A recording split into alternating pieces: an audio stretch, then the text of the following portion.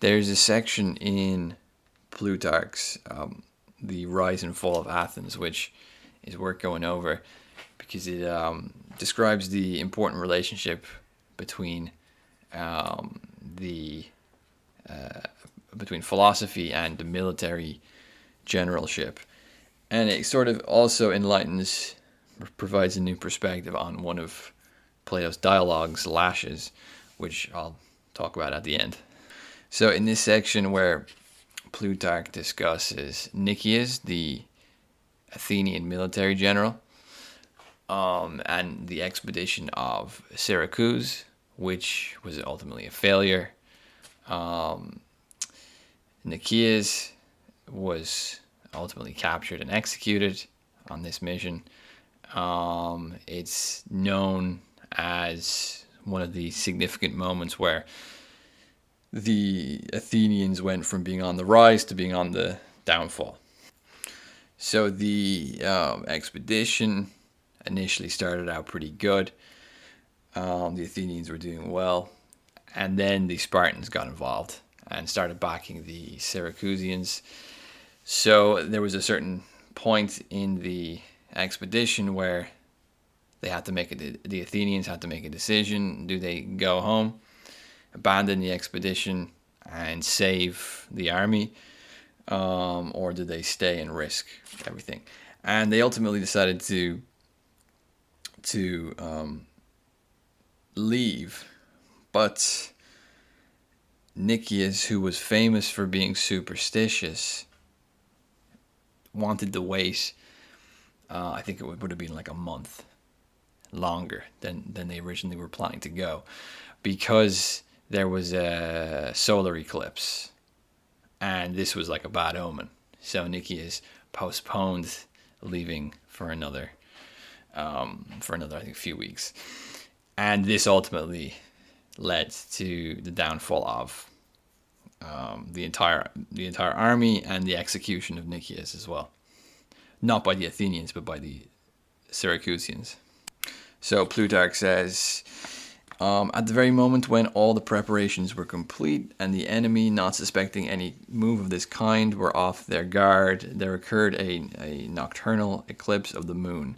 This terrified Nicias and those of his men who were sufficiently ignorant and superstitious to be disturbed by such a sight.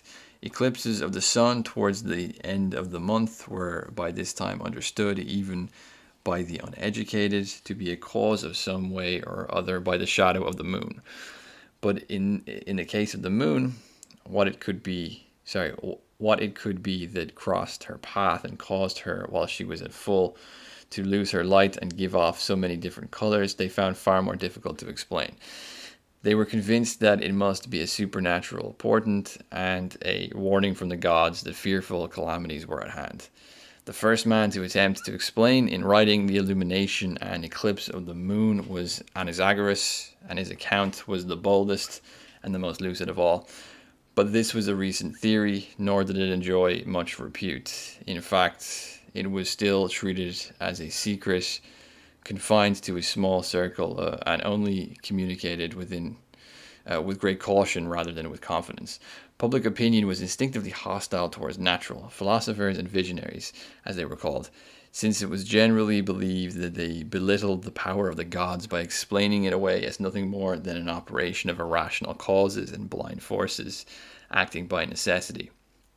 For this reason, even Protagoras was driven into exile, and Anaxagoras imprisoned, till Pericles managed to rescue him with great difficulty, while Socrates, although he had nothing whatever to do with this kind of speculation, was nevertheless put to death for his connection with philosophy.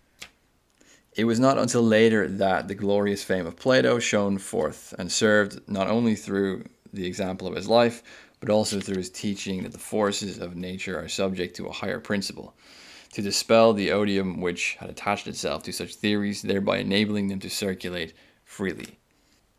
So, by associating natural occurrences as being the products of divine structures, instead of philosophic inquiry and explanations being, simply sort of dispelling any sort of connection to a divine force, in a sort of atheistic sense, we could say.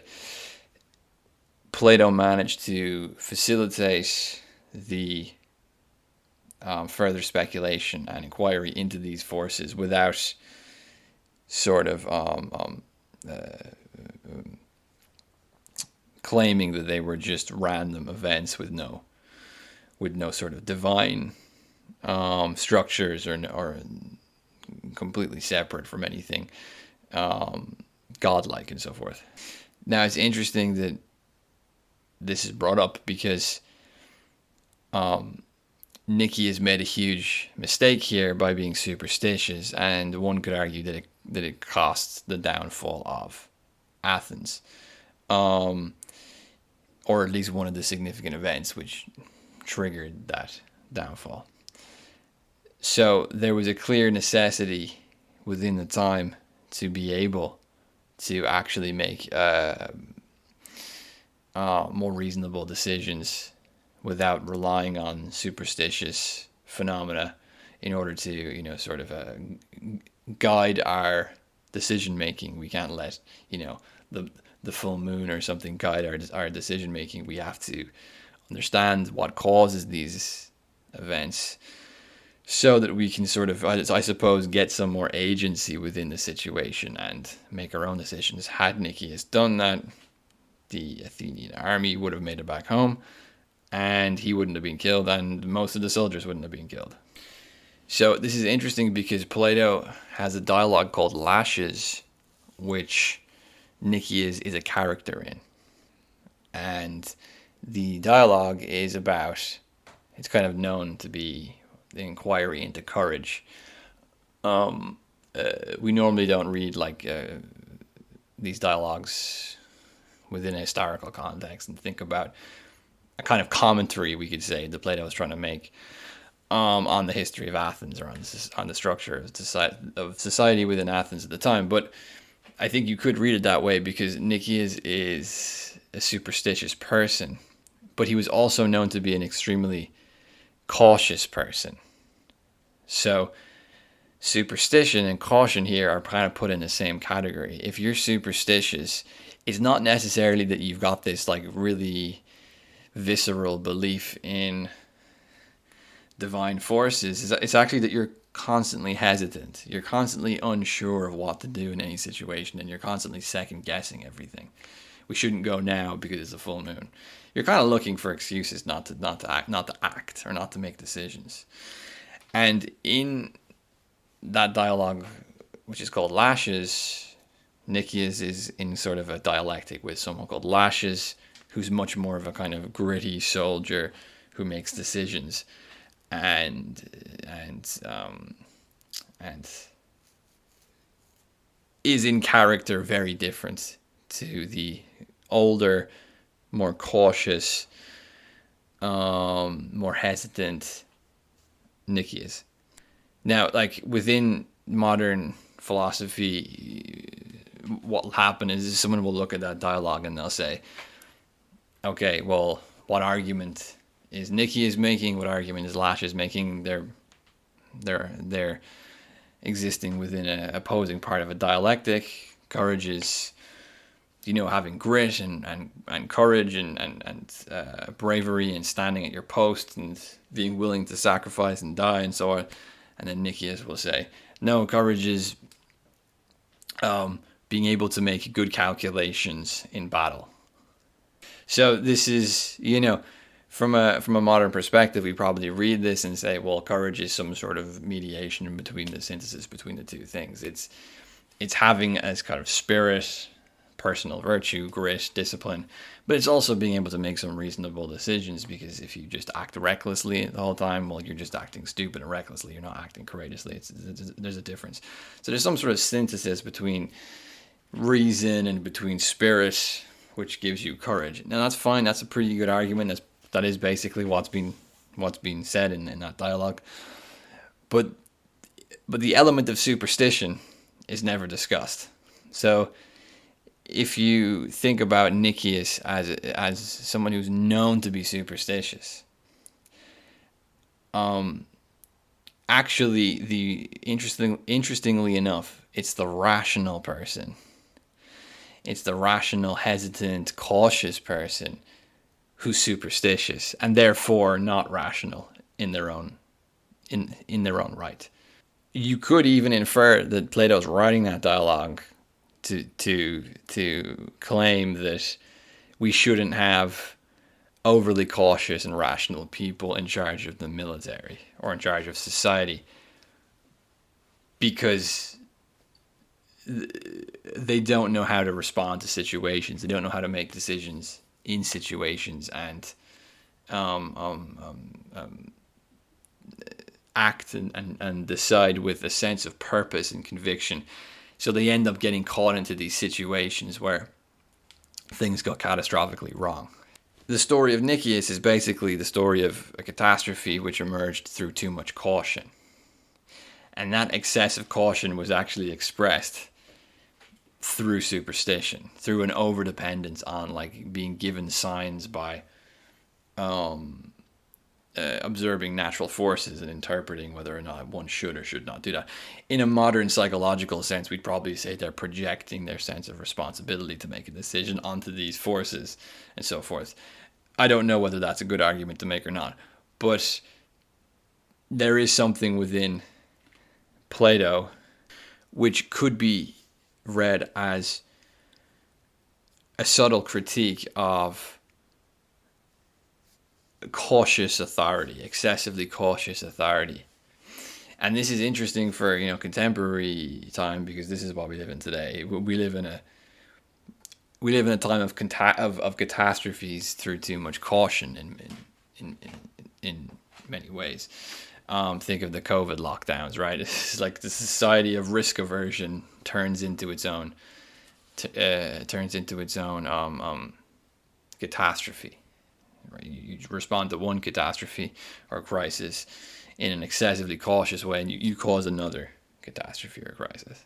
I think this is an important. There's an important observation today which we need to make between superstition, the irrationality of superstition, and a cautious character or a cautious form of authority and leadership. We're told because of the history of modern enlightened thinking and so forth, the catastrophes are caused by the reckless. Catastrophes are caused by the impulsive. Catastrophes are caused by the enthusiastic actors, and they're not caused by the cautious calculators. Where actually, Nicias is a really good example of someone who caused a catastrophe through excessive caution, and Plato could be read as someone who is observing that. It could be time today to reassociate excessively cautious and risk averse leadership with superstition. And again, the lockdowns sort of reminded me of this a little bit because it seemed to me that the mandates and practices of risk aversion were actually extremely superstitious. These were things that made people feel like they had a sense of how things were supposed to go when they began to lose that sense of coherency and structure. It didn't really matter if the mask worked or not. You wore it because it gave you a sense of order. It gave you a sense of control in a situation where you likely had very little control. The disaster of Syracuse and Nicias is very reflective of our own time in a strange way, because we're also under a constant sort of risk averting, calculating, cautious authority that really is increasingly inserting rituals, superstitious rituals of to basically negate having to make responsible decisions on one hand, and in order to sort of cultivate a kind of superficial sense of coherency and control in situations where there really isn't very much control. Perhaps we'd be better off with what we might call somewhat more reckless decision makers that at least accept the lack of control and actually accept the situation that we're in, because it seems to be that the superstition comes out of a incapacity to accept the situation, and ironically enough, it leads to its own form of irrationality. It leads to its own form of unreasonableness.